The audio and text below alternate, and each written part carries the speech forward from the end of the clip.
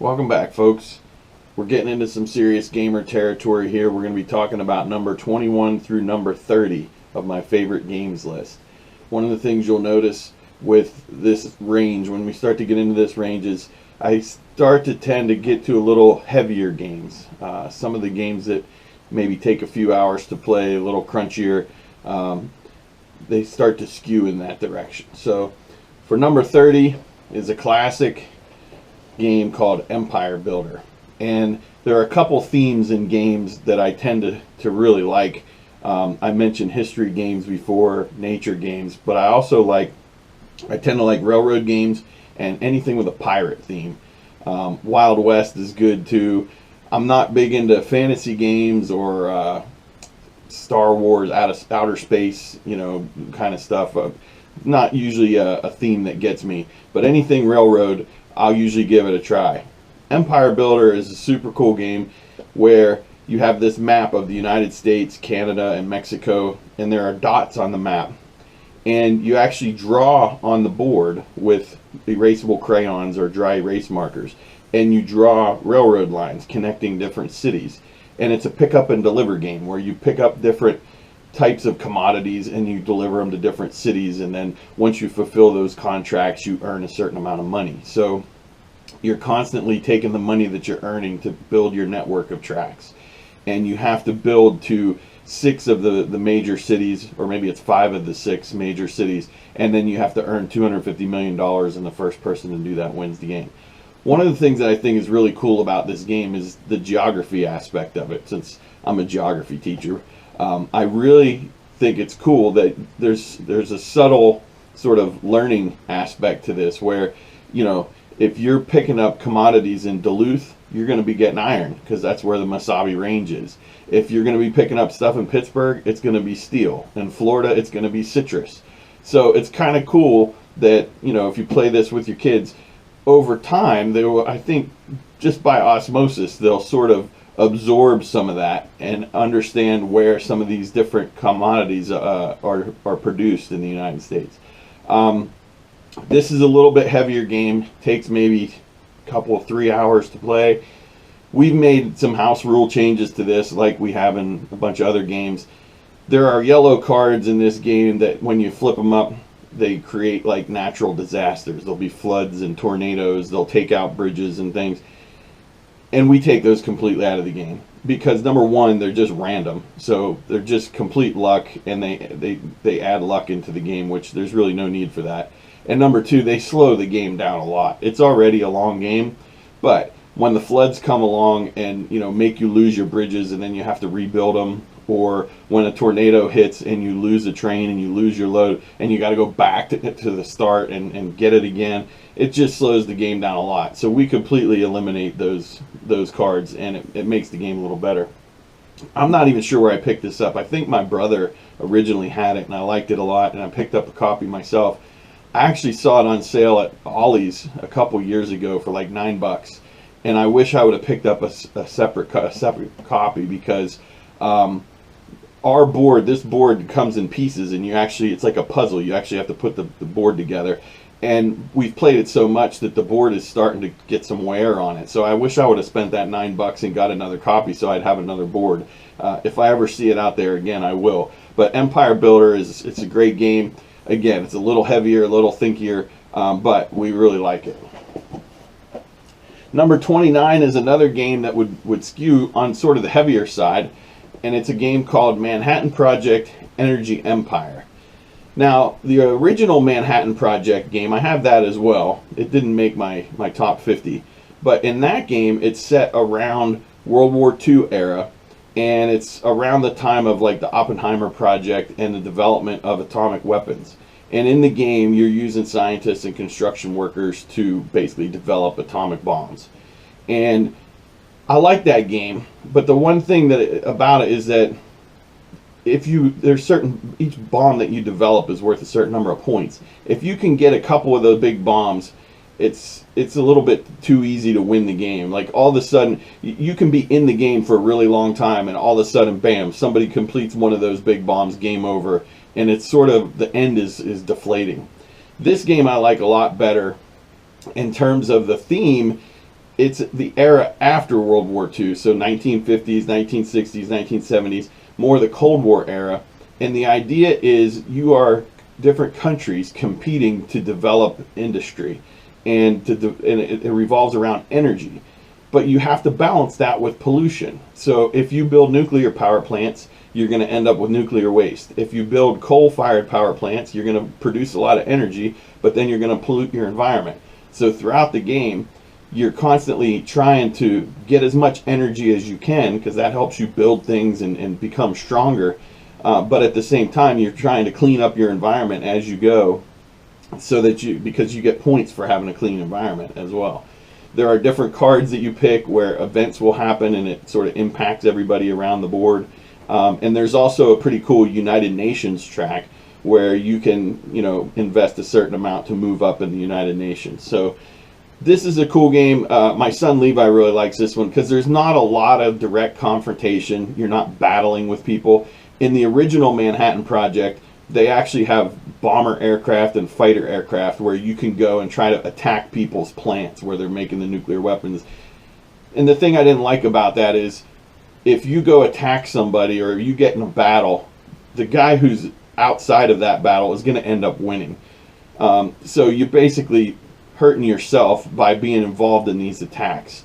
And they can be sort of random. I just didn't like that element of it. This game got rid of that completely.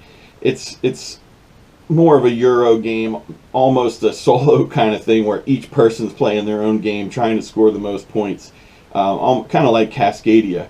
And then at the end, you just compare to each other and see who's got the most points. But Manhattan Project Energy Empire is a really cool game, really cool theme with balancing, energy development and the environment, which I like a lot. Next up, number 28, is a game called Survive, Escape from Atlantis. And you'll see on here, at least I think you'll see, it says the 30th anniversary edition. So apparently this game is really, really old. I didn't know that when I got it. I just picked it up because it looked pretty cool. This is a great game for families, but it's a little cutthroat. Like you got to know going in, I'm coming after you and you're coming after me. We're basically trying to kill each other's people here. And so, you got to be prepared for that up front. It's a family game, but it's rough because what you're doing is you're trying to, this is an island sinking, okay, Atlantis. You're trying to escape this island. And what happens is there are sharks in the water, there's whales in the water. So you're loading your people on these boats and you're trying to head off to these other islands. But the whales can attack you and knock your people out of the boat, and then the sharks can come and eat your people. And so on your turn, you're moving your own people to try to get them off the island and move the boats to save them. But you're also getting a chance to move the sharks and the whales to attack other people's players. So it's kind of fun. But you got to know going in, like, it's a cutthroat kind of game. One thing that is kind of cool about this game, first of all, the pieces, the components are awesome. One thing that I kind of don't like about it is it really works best with 4 players. You could play it with 3, you could probably even play it with 2, but this game is really ideal at 4 players. So I probably would only play it with 4, but Survive, Escape from Atlantis, great game. Next up is a small card game, so we had a couple of heavier games. Next up is a game called Biblios, and this game almost has no theme at all. You're monks working to develop books, and you're trying to get pigments or something. The theme is really doesn't really match, but essentially it's a card game, and there are 5 different suits, and you're trying to be the person who has the most cards in that suit or the highest number in that suit. And the interesting thing about this game is the unique card drafting mechanic, because what happens is on my turn I'm going to pick a card and I decide whether I want to keep it, save it for later, which in the save for later pile we're all going to bid on those later on, or put it down so that one of my opponents can get it. Once I make a decision on that card, I pick up another card. I can keep it, put it in the bid for later pile, or give it to my opponent. And I do that based on how many players there are. Okay, so you only get to look at one card at a time, and you have to decide. Once I keep a card, that's all I'm getting for this round. So then the next card I pick up, I'm not going to be able to keep. I'm going to have to give it away. So you're constantly having to battle with, is this card good enough that it's worthy of keeping, or do I risk it and try to get something better? And so it's got a really, really cool drafting mechanic. The other thing that's neat is you're trying to constantly read the other players at the table and figure out, are they going for the blue ones? If they're going for blue, maybe I should go for red. And if he's going for green, do I think I have more green than what he's got? And so you're constantly trying to figure out who's going for what different colors. And then each color has a dice or a die that shows the number of victory points that you get if you win that color. Well, you can also change the dice so that throughout the game the number of victory points changes. So, you know, winning blue might be worth 4. Well, if I know I'm not going for blue, I'll knock that down so that it's only worth 2 victory points. And so not only are you drafting cards, you're trying to read the players, you're also manipulating the victory points so that it changes throughout time, and that can give you hints as to what other people are going for. So really small box, but really cool game. Next on the list is another classic. My number 26 game is Power Grid. And I'll probably hear from my brothers on this one, and they'll say, well, why wasn't it higher? Because I think this is probably in their top 5, maybe. This is a great game where it's resource management. There's a stock market element to it, so it's a heavier game. Again, maybe 2 hours to play this game. But what you're doing is you're building an electric grid. So you're building houses out on the board, and then you're having to develop power plants to feed electricity to those houses. And so it's kind of similar to Energy Empire in terms of the theme. It's an energy kind of thing with resources. And in this game, there's a resource market, though. And it's all supply and demand. If a bunch of people are running coal-fired power plants, then the coal is going to become scarce and it's going to become more expensive. There's oil-fired power plants, there's nuclear plants, there's green energy plants that don't take any resources, but people can bid those up. So you're constantly trying to balance out on the board, how many buildings do I build, because I need to be able to, that's how you're going to win the game and score points. You have to build a network of buildings. How much do I invest in my power plants, because the higher dollar, higher value power plants are going to be able to power more of those houses. But also, how do I make sure that I have enough money on the resource market so that I can buy the resources I need to run the power plants to feed those houses?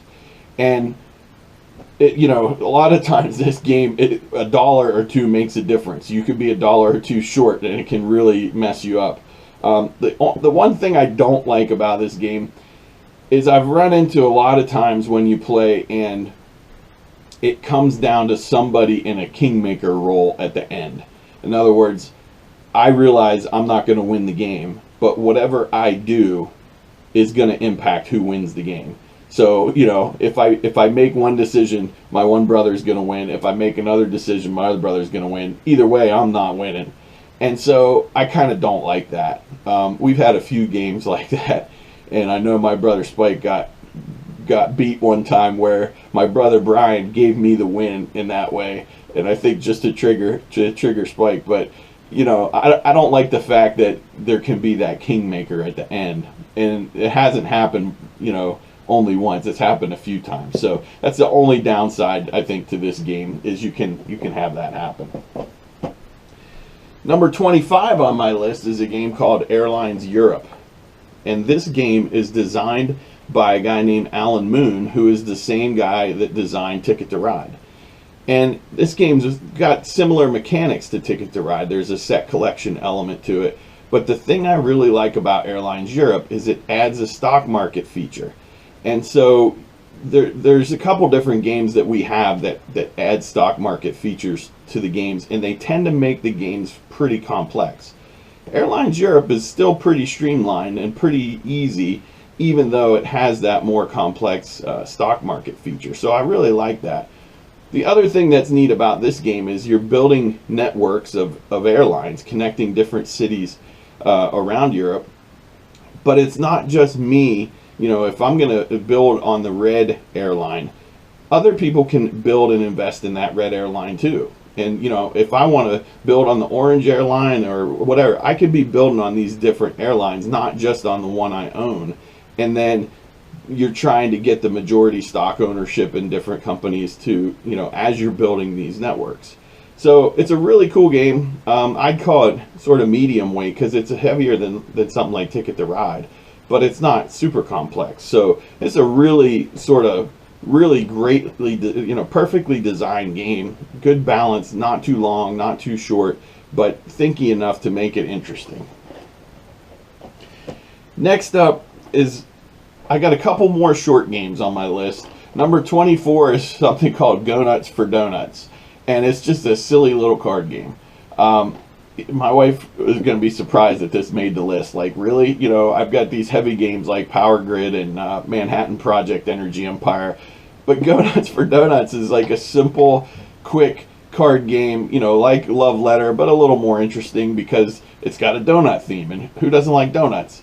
But this is... it's a card drafting game, but it's not drafting where you deal out the cards and everybody picks one and passes it around.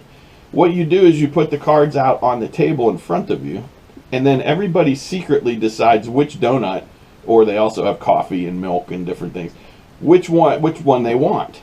And we all reveal simultaneously. But if two people go for the same donut, then nobody gets it. So you're trying to read your opponent to figure out what donuts are they going for and what do I want.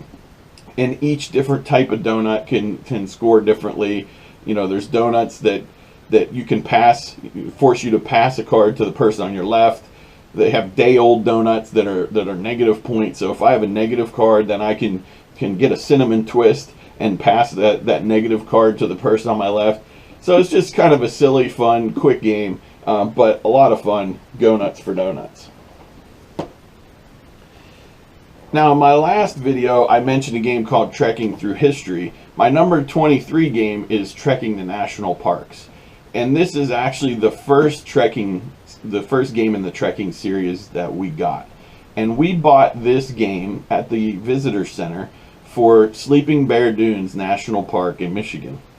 And I almost didn't buy it. I almost didn't pull the trigger because the game was like $60. And for me, $60 is that threshold where, I mean, nowadays, you know, there are a lot of games that go for that. But when I bought this, probably 6-8 years ago, $60 is a lot to pay for a game. So, and I've never had a lot of luck buying games from gift shops. So I was sort of on the fence. That seemed like a lot to invest. But man, I was so glad that when we got it home and played it. I'm glad we picked it up because it's a great game. It's, again, very similar to Ticket to Ride. You hear me keep mentioning that game. You're going to hear more about it later. But it's got a lot of elements to Ticket to Ride. You're picking up cards. The cool thing about this game is it has dual use cards. In other words, each card has a symbol on it, like a campfire or a mountain or a canoe or a hiking boot. And you can use the cards for those symbols, but each card also has a number on it. So you can use the cards for movement around the board as well. But if you cash the cards in and use them for movement, then you're not going to be able to use them, you know, to buy the parks or to visit the parks. And so that's cool. There are a lot of games that use that mechanic where there's two uses for the card and you got to decide which use you want to use it for. Trekking the national parks, basically you travel around the country. Say Yellowstone is one of the cards out on the table that's available. I take my hiker guy out to Yellowstone National Park. I cash in the cards needed, the symbols needed to get that park, and I obtain the park. You also gather up different stones as like souvenirs as you're traveling around the board, and there are bonuses for each color of stone. There's also a postcard thing where you can get postcards from different national parks. And so it's real simple, straightforward family game.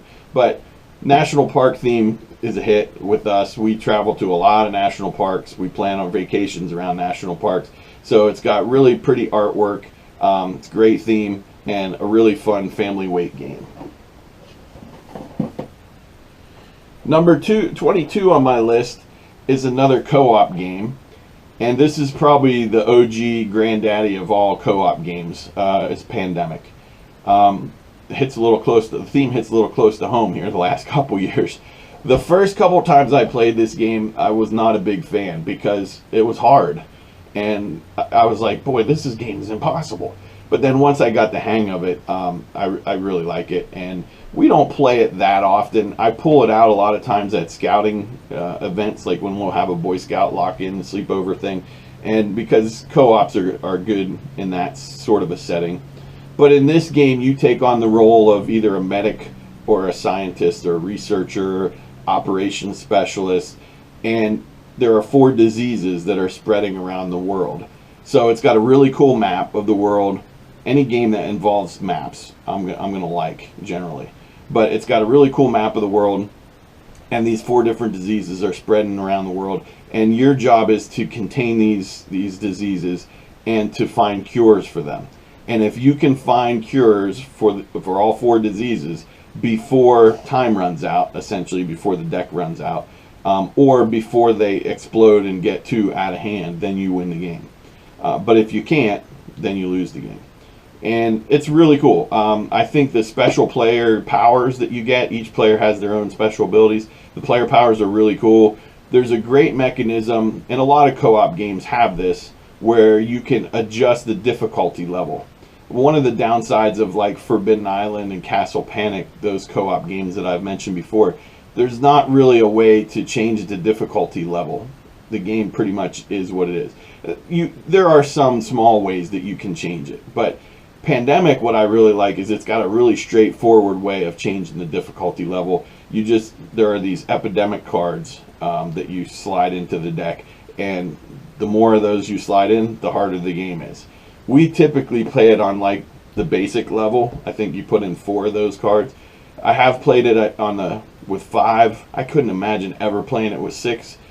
I just can't imagine being able to win it that way. But it's a really great game, great co-op, a little heavier than some of the other co-ops, but not crazy. So really good game, Pandemic. All right, number 21, the last one for this video. This is my son Kyle, maybe his favorite game ever, one of his favorite games ever. He loves games where you're at each other's throats. He's a competition guy, so he loves Smash Up. I talked about some of these games like Cascadia and Manhattan Project, Energy Empire, where everybody kind of does their own thing and there's not a lot of player interaction.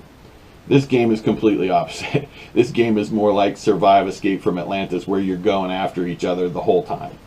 And in this game, the cool spin is there are a whole bunch of different factions.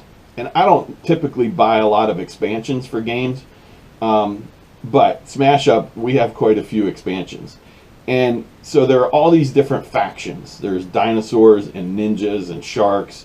There's vigilantes, which is cool because it has like 70s movie kind of guys like Dirty Harry and Charles Bronson and stuff. There are fairies, there are kittens, tornadoes, ghosts, zombies. There's a million different ones. A million may be an exaggeration, but there are a lot of decks. And what you do is you basically just pull 2 of those and you smash them up. You shuffle them together, and those are your 2 factions. And so we've played it differently at different times in terms of how we draft those factions. Sometimes we'll just pick 2 at random and you play what you get. A lot of times we'll give 3 or 4 to each player and let them choose which 2 factions they want to play. And we all sort of have our own favorite factions. But what you do is you shuffle those cards together, and then on each turn you're allowed to play a minion, and you're allowed to play an action. And you're trying to control different bases. And once a base reaches a certain level, in other words, there's enough people there to score the base, then whoever has the most minions has control of that base. So it's sort of an area control game, but it's not like dudes on a map. It's an area control game that you're playing with cards. And so you're trying to put out your forces to control these bases. And at the same time, some of the actions you get to play may be moving other people's guys around. You may be taking them out and killing their guys. You may be pulling guys from your discard pile. So you're constantly trying to play combos that are going to help you put out more dudes on the board and get rid of other people's. And the game, you play to 15 points. First person to 15 wins. And in our house, we're all close enough that in this game, it usually comes down to a point or two, and somebody makes a big move at the end to win the game. But we play lots and lots of smash up. One downside of this game is if you get too many players, it just takes too long. I typically will play this with 3 or 4 players. With 2, it doesn't make sense because it's just you against somebody else, so you're just constantly hitting them, they're constantly hitting you. There's really not much decision making. With 3 or 4, it's good. If you get more than 4 players, though, it just takes too long. And what happens is you're sitting there waiting as people take their turns, and there's not really much for you to do on other people's turns. So you basically just sit there and wait. Meanwhile, they're picking off your guys the whole time, and there's nothing you can do about it. So there's not, I think the higher the player count, the less strategy there is in this game, because there's more and more things are out of your control. But with 3 or 4 players, this is a great game. We've had lots of fun with it, and it's always fun to shuffle up a couple different factions and give them a go and see what you can do with them. So 21 smash up. So we're getting into sort of rarefied air here, the top 20 coming up. I hope you've enjoyed this. Look forward to seeing you next time.